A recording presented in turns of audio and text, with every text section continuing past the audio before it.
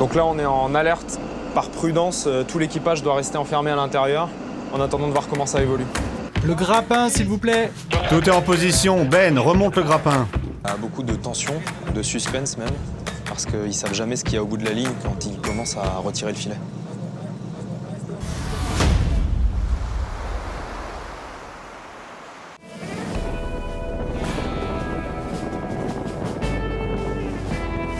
On est en route vers le Sharpie, c'est l'un des 2 bateaux de Sea Shepherd mobilisés ici dans le golfe de Californie.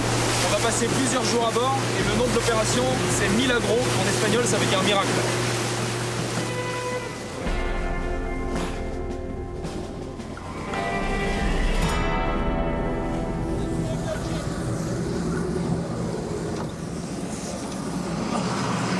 Salut Ben. Salut Hugo, bienvenue à bord du Sharpie, ça fait Merci. plaisir que tu sois là. Avec leur look de pirates, les navires de l'association Sea Shepherd sillonnent les mers du monde entier. Je m'appelle Benjamin, j'ai 32 ans et je suis engagé avec Sea Shepherd pour protéger les vaquitas. Benjamin vivait à Marseille. Take it off and come back. Il a décidé de tout plaquer pour venir ici il y a 1 an et demi. Ce bateau est devenu sa maison et l'équipage international, sa famille. C'est plutôt calme. Alors ici, on est sur la passerelle. C'est ici qu'on pilote le bateau, qu'on trouve les filets et qu'on manœuvre pour les remonter. White Sharpie. C'est une guerre de chaque instant, entre Sea Shepherd et les braconniers. On est les seuls sur la ligne de front ici. Et si on perd cette bataille, le Vaquita va disparaître définitivement. Ce sera terminé. On est les seules personnes ici. Le seul espoir pour cette espèce, c'est ce bateau. La mission de Sea Shepherd est très simple. Retirer le plus de filets possible pour que les derniers vaquitas ne s'y retrouvent pas piégés. Ici, on est au cœur d'un espace protégé, classé au patrimoine mondial de l'humanité. À l'intérieur de cette zone, aucune pêche n'est autorisée. Mais là, il y a des types qui arrivent et qui commencent à pêcher malgré tout. S'ils veulent pêcher, ils doivent aller dans la zone où c'est légal. Donc ce qu'on va faire, c'est qu'on va déplacer leurs filets. S'ils viennent nous parler, on leur dira de partir. S'ils ne viennent pas ou s'ils nous ignorent, on retirera leur filet de l'océan. On le retire, on le détruit, on le recycle.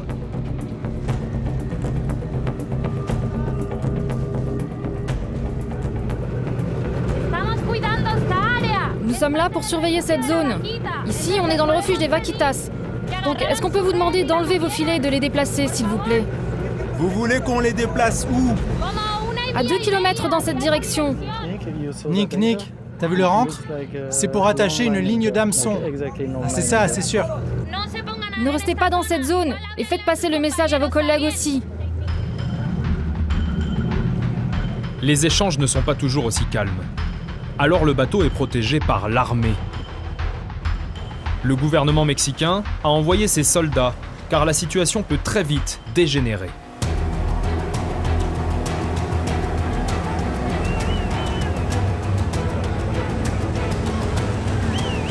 Sur ces images, des dizaines d'embarcations de pêcheurs mexicains, refusant de remonter leurs filets, attaquent un bateau de Sea Shepherd. Les braconniers jettent des pierres sur le bateau. Lance à eau pour se défendre, contre jet de pierre et cocktail Molotov, qui s'enflamme sur le pont. Tout est bon pour essayer de faire déguerpir les protecteurs des vaquitas.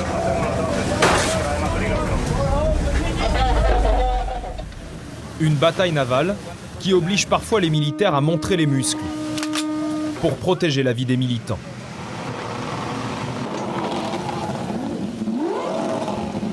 Ne restez pas là, c'est interdit. Ah, ils ont des poissons dans leur filet, là.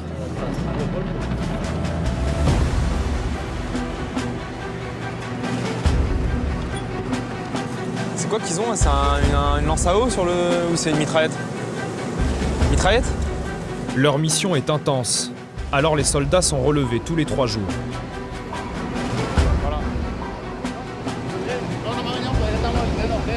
Ça paraît complètement dingue, autant de militaires, autant de soldats, autant de gendarmes, avec des flingues pour protéger une espèce de cétacé, quoi.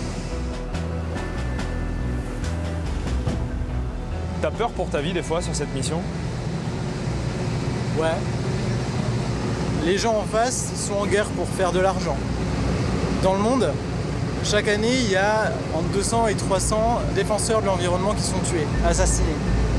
On n'a pas envie d'être l'un d'entre eux. Les gens d'en face, comme il dit, ce ne sont pas de simples pêcheurs. S'ils sont si violents, c'est parce qu'ils travaillent en réalité pour des organisations criminelles très puissantes, les cartels de la drogue mexicains. Ils s'aventurent dans les réserves maritimes pour attraper le totoaba, ce poisson qu'on ne trouve qu'ici et dont la vessie vaut une fortune sur le marché noir asiatique. Certains consommateurs sont prêts à débourser jusqu'à 50 000 € pour se procurer cet organe aux prétendues vertus aphrodisiaques. À poids égal, la vessie de totoaba se vend plus cher que l'or ou la drogue, d'où son surnom, la cocaïne de la mer. C'est lui que les cartels visent avec leurs filets. Le vaquita n'est qu'une victime collatérale. C'est ce qu'on appelle le bycatch, ou prise accessoire. Les filets des braconniers ne font pas dans le détail. Ils n'attrapent pas seulement le totoaba.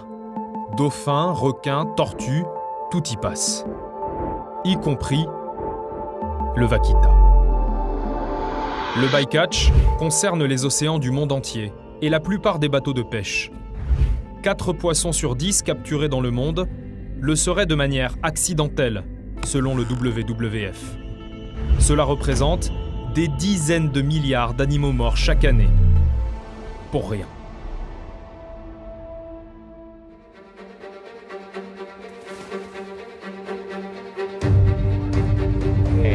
Hey, Nick, c'est Jack. Salut Jack. Écoute, on a beaucoup de pangas autour de nous.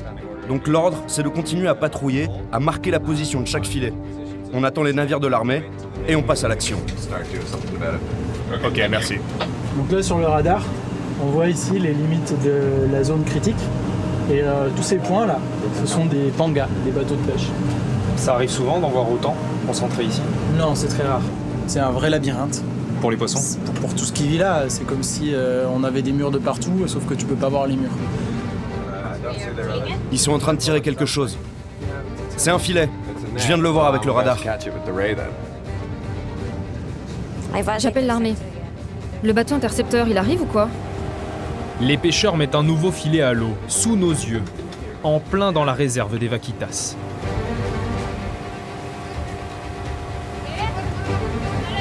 On peut vous parler un instant, s'il vous plaît?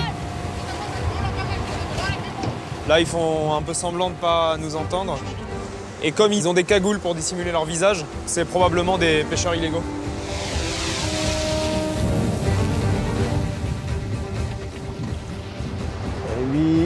À peu près à 3 km à l'intérieur du sanctuaire. Et ils sont en train de travailler sur un filet. Très vite, ils repèrent le drone et essaient de le faire tomber.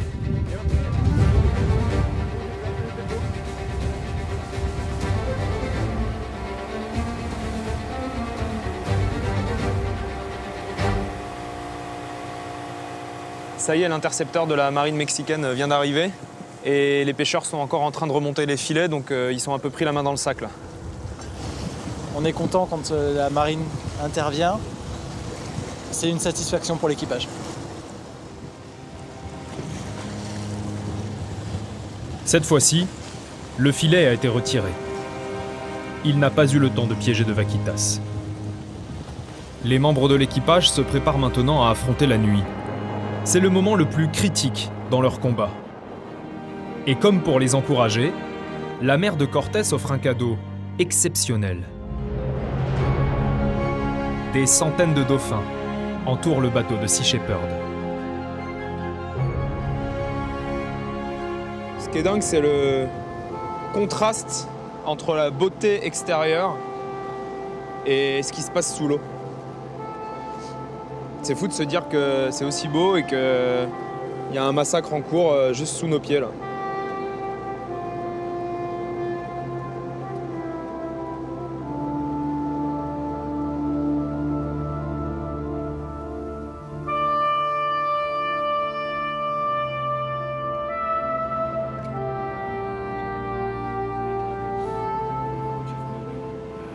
L'obscurité est un atout pour les braconniers. Et une nouvelle menace pour les vaquitas.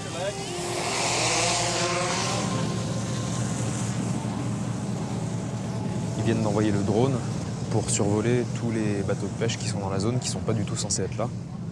Là, il y en a 1, 2, 3, 4, 5, 6, 7, 8, 9, 10, 11, 12, 13, 14, 15, 16, 17.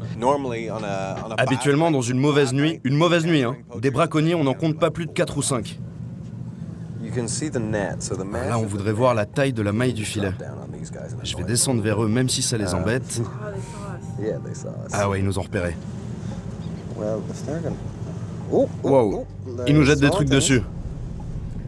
Ils sont en train de nous envoyer des objets ou des poissons sur le drone.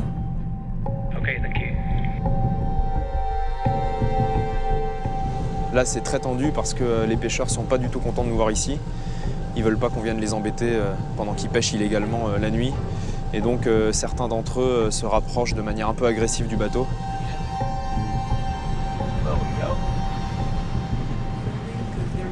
Oh, il y a un autre panga qui nous arrive dessus.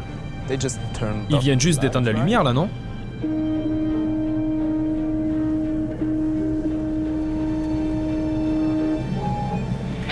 Les gars, préparez-vous. On lance l'alerte niveau 1. Les bateaux sont trop près. Bien reçu, on passe en niveau 1. Niveau 1, les gars. Il y a maintenant plusieurs embarcations autour du bateau. L'équipe redoute une attaque. Niveau 1 de sécurité, c'est on se tient prêt à défendre le bateau contre toute tentative d'agression, de monter à bord. On se tient prêt.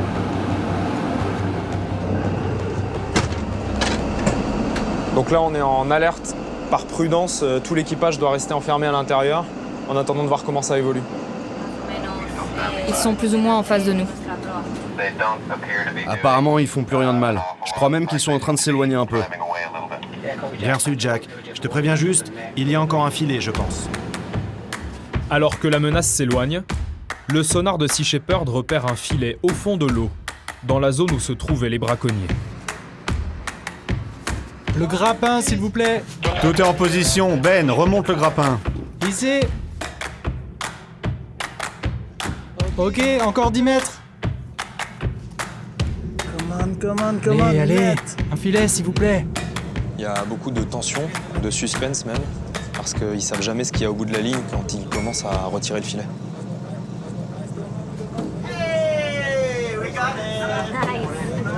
Hey, c'est un filet à Totoaba.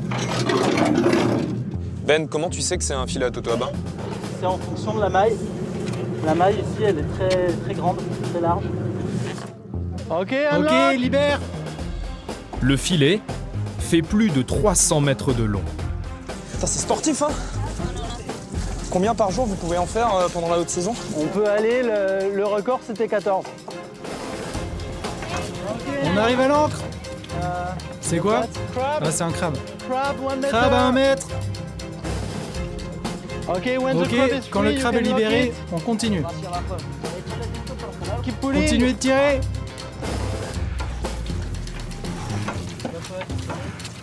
C'est interminable, ça fait plus d'1h15 qu'on est en train de sortir le filet de l'eau et c'est toujours pas terminé.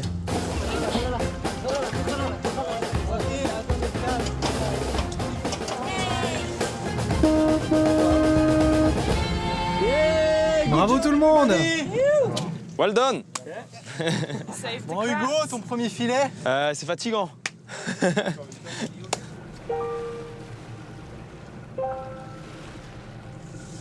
Ce filet, il a une maille, ici, Elle est grande. qui est important. Si une partie du vaquita va venir à toucher cette partie-là ou à rentrer dedans, il va commencer à se débattre et il va s'emmêler dans le filet. Et ensuite, une fois qu'il est emmêlé, il n'arrive plus à sortir. Il est coincé au fond. Il est coincé au fond et il va se noyer. C'est à cause de ce type de matériel que les vaquitas sont sur le point de disparaître. C'est la raison principale. En une seule année, les équipes de Sea Shepherd ont retiré près de 500 filets, avec de nombreux animaux piégés.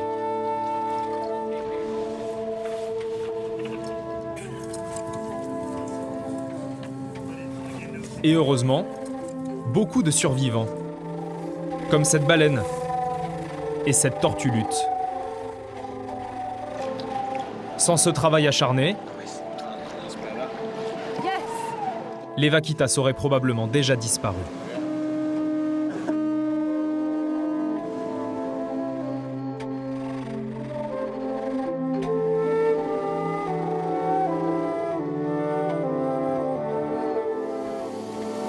Tout ce qu'on trouve qui n'a pas lieu d'être dans l'eau, on le sort et c'est le résultat.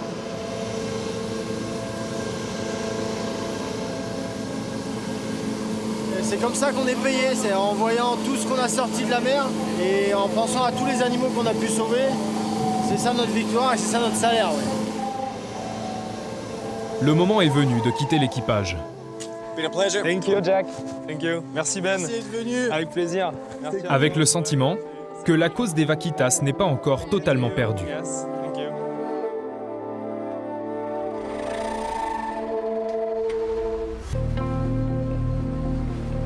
On n'est pas rassuré, mais on se rend quand même au rendez-vous, fixé sur la plage. Hola. ¿Cómo estás? Muy bien. C'est ça qu'on appelle un panga. C'est le nom que donnent les locaux à ce genre de barque.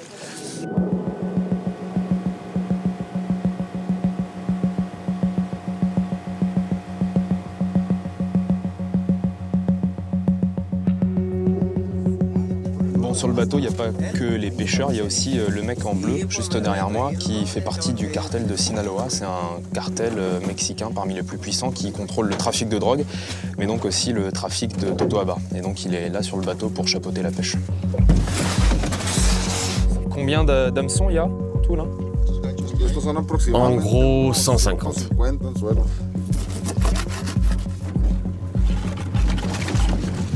Ça fait combien de temps que vous pêchez le totoaba? Ça va faire 2 ans. Vous savez que le totoaba, c'est une espèce protégée, c'est interdit de le pêcher, mais vous le faites quand même? Ouais, c'est une nécessité pour ma famille avant tout. De toute façon, il y aura toujours des gens pour acheter les poissons d'ici. Alors même si c'est illégal, on le fait quand même. Nous allons comprendre pourquoi eux ont accepté de nous emmener. Ils veulent nous montrer qu'ils n'utilisent pas de filet. À la place, ils déploient ces longues lignes équipées d'hameçons. Moins dangereuses pour le vaquita certes, mais destructrices pour de nombreuses autres espèces.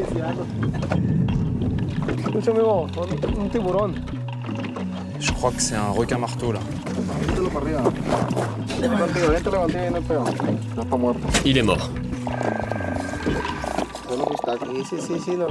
Ça arrive souvent pendant que vous pêchez les totoaba? Oh, un petit requin comme ça. 1 ou 2 de temps en temps. Et du coup, vous allez en faire quoi? On va le ramener à la maison, pour le manger en famille. Comme la quasi-totalité des requins, le requin marteau figure sur la liste des espèces menacées d'extinction.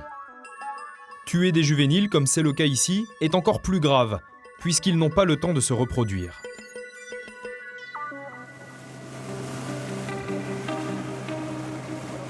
Aujourd'hui, les braconniers ne tirent pas le gros lot. Aucun totoaba ne mord à l'hameçon. Alors ils décident de nous montrer leur butin, ce qu'ils ont réussi à pêcher le jour précédent.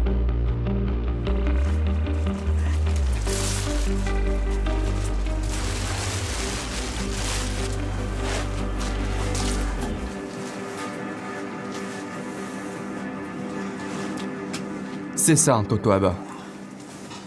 C'est ça la cocaïne de la mer. Tu dois l'ouvrir avec beaucoup de précaution, car si on l'abîme, on ne gagne plus grand-chose. Elle est où la vessie? Elle est là. C'est ça?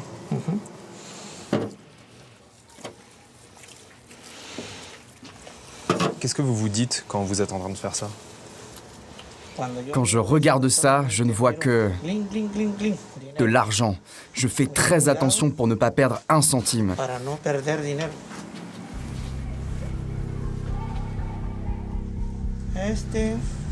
Celle-là doit faire, allez, 400 grammes. on peut en tirer $1000.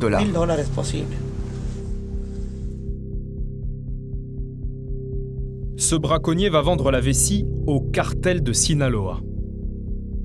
Et le responsable local de cette mafia, vous allez le voir. Il souhaite nous parler, pour se justifier. Voilà. Ne vous fiez pas à son modeste t-shirt et à sa cagoule artisanale. Cet homme appartient à un groupe responsable de centaines d'assassinats. Est-ce que vous avez conscience que ce trafic est en train de faire disparaître une espèce, les vaquitas? Oui, j'en suis conscient. Mais pour moi, les vaquitas, il n'y en a déjà plus. S'il y en avait encore, avec tous les pêcheurs qu'on a ici, on en trouverait dans les filets. Et ça n'est plus arrivé depuis des années. Combien vous allez les vendre, ces vessies? Au kilo, ça peut atteindre jusqu'à 50 000, 70 000 dollars pour 1 kilo. C'est plus que l'or. Oui, on appelle ça la mafia blanche.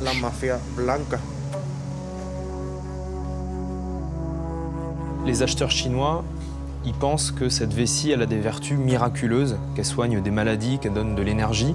Vous y croyez, vous, à ça? J'ai entendu ça, oui. Oui, je sais pas si c'est vrai. Voilà, c'est à cause de ça que les vaquitas disparaissent, c'est à cause de ça que les totoabas sont en danger, c'est à cause de ça qu'il y a des centaines de braconniers qui dévastent les écosystèmes de la mer de Cortés. C'est pour ces vessies-là, pour de l'argent.